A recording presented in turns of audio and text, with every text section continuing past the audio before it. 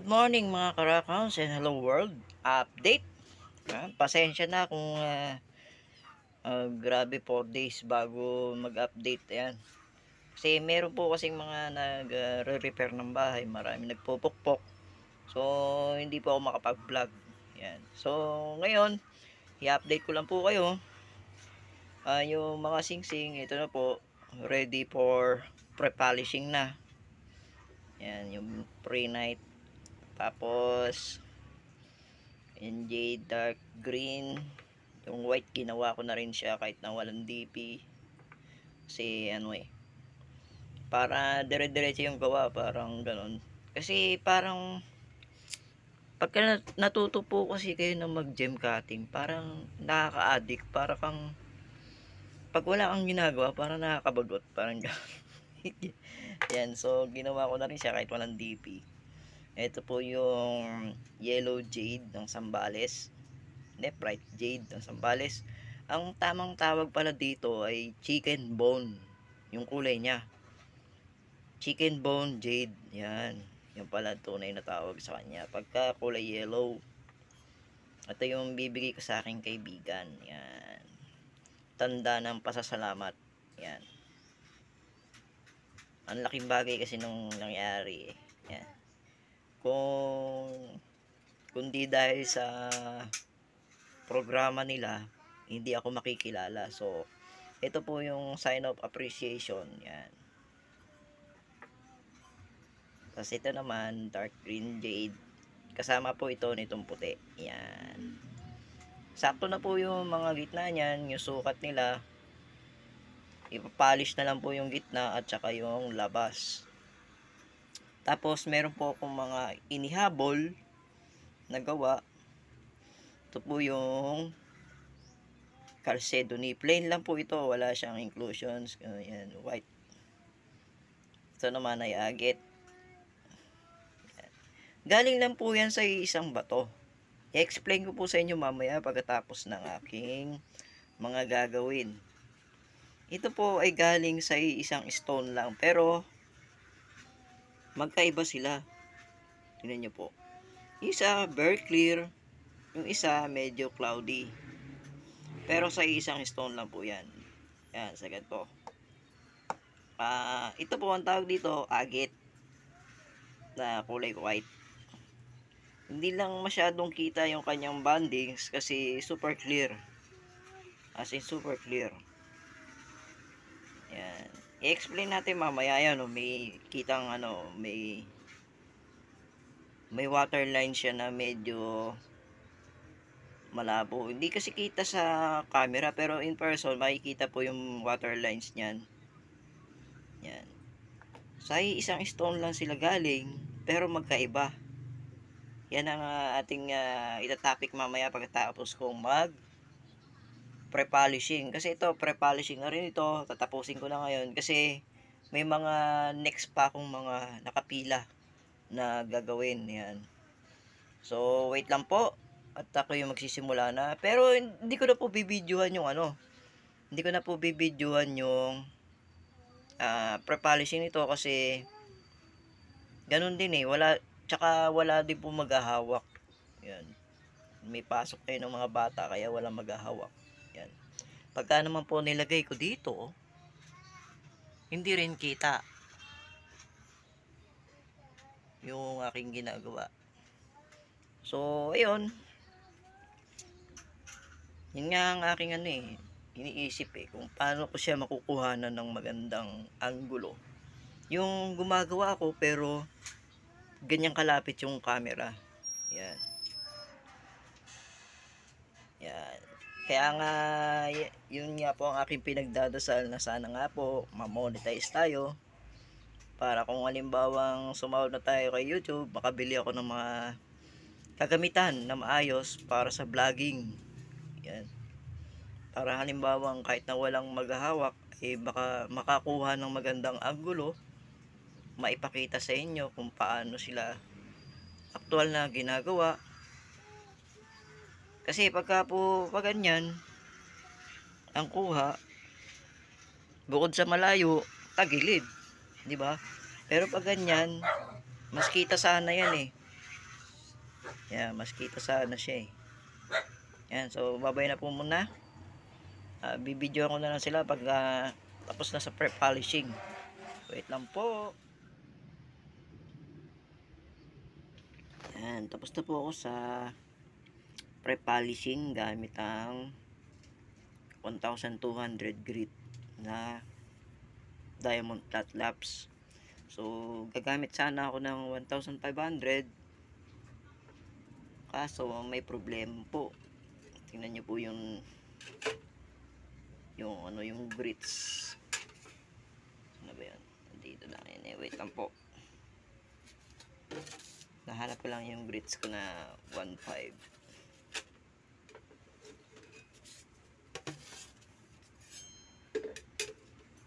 Siya.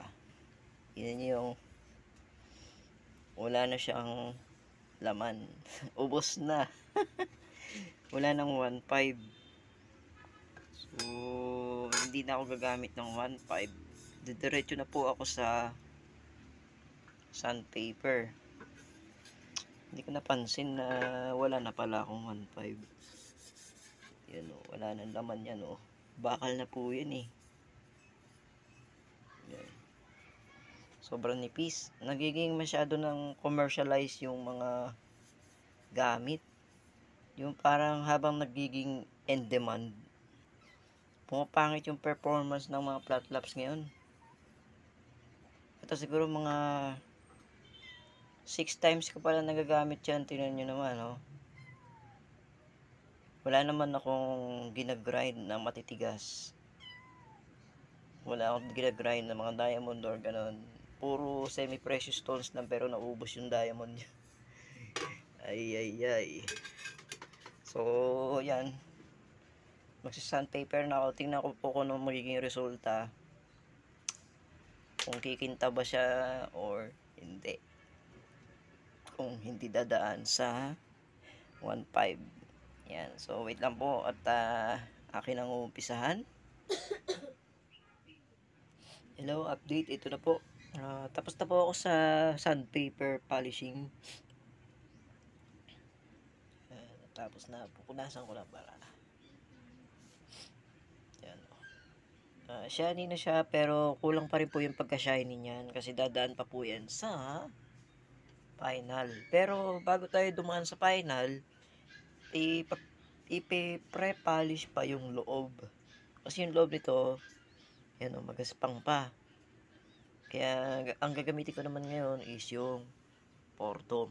Yan, magpo-portom naman ako. At ito na po yung ano, yung agit. Inuna ko na po yung agit. Ayan. Ayan o. Tapos na yung agit. Nabasa yung kamay ko eh. Ayan po.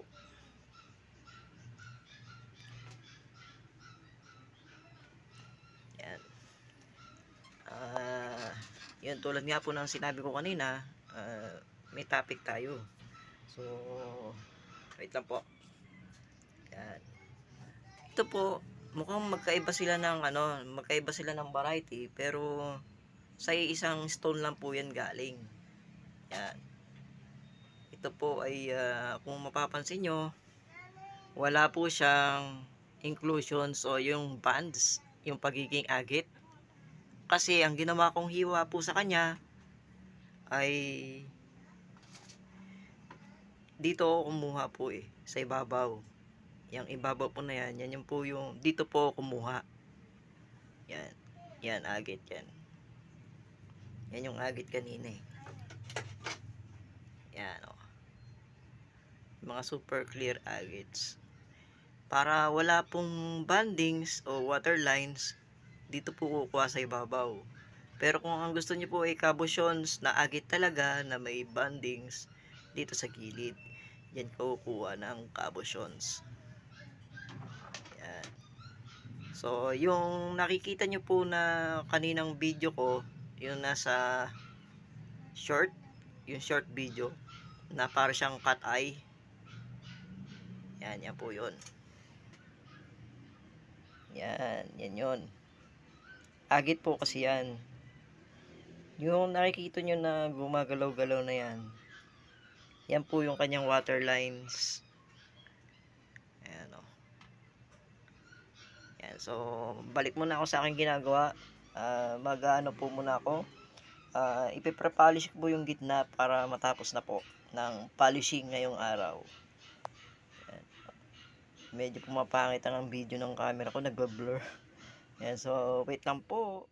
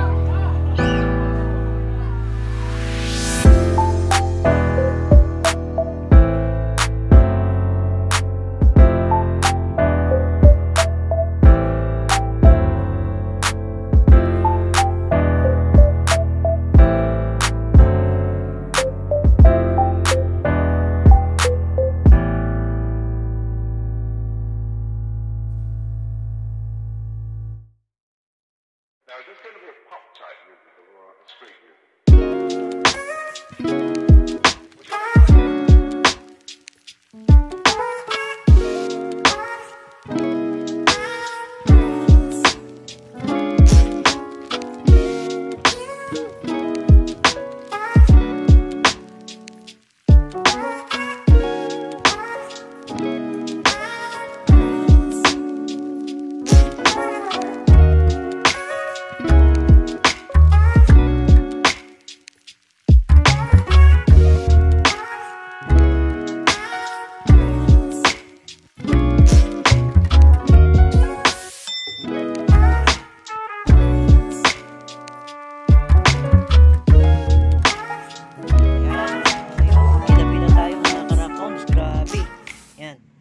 Ito na lang po yung natira sa mga singsing kasi yung iba habang pinapalis nagkaroon ng crack. Yan, tulad po nitong kulay green na to, may malaking crack po yan kaya hindi na siya kasama sa mga ipo for sale. Ito po yung iba, bali ang mapapakinabangan lang po ay 1, 2, 3, 4, 5 lang. 4 po yung masira. Yun ang masaklap dun eh. Yung pagkapatapos ka na, tapos biglang tatalsik. Tumatalsik po kasi yan pagka yung pag pinapolish dito, pagka yung halimbawa natuyo na siya, tapos parang kakapit na siya dun sa wall, tumatalsik po yan eh. Yun, kaya gagawa na naman ako ng kapalit nung 4 na yon. Ay 4, 5 pala kasi ito pa yung gray. Yung gray po na to, wala na, sira na to eh. Ito lang po ang mapapakinabangan yan. Ito yung dark green jade, yung yellow jade. Ito yung bibigay ko doon sa friend ko. Tapos ito yung yung order sa akin na wala pang DP. Yan. Yan na po yung order niya po. Tapos na.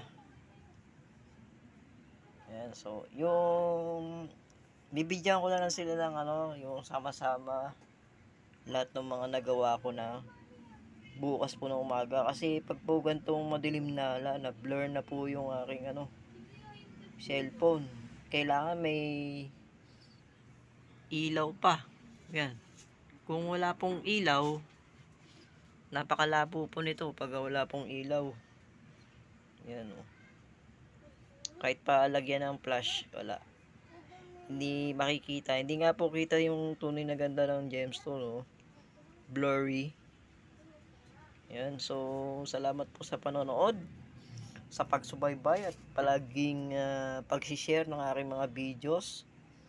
Yan, malapit na po tayong ma-monetize.